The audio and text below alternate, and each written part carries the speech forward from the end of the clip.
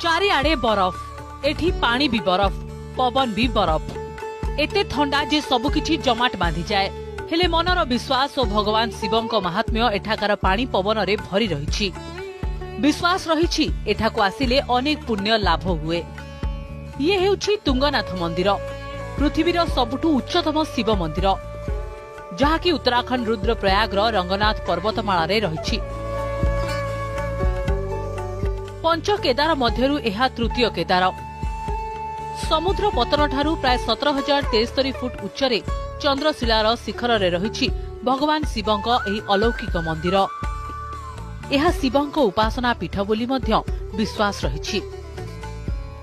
कुहा जाए पांडव जेतेबेले परिवार लोकंकु हत्या करी पाप अर्जन करथिले सेतेबेले प्रायश्चित पाई भगवान शिवंकु आराधना करिबाकू ऋषि परामर्श देथिले, जेउथि पांडव हिमालय रे 5टी केदार मंदिर निर्माण करथिले, जहाकू पंच केदार कुहा जाए। आउ तुंगनाथ हेउछंती सेमानक मध्यरु तृतीय केदार।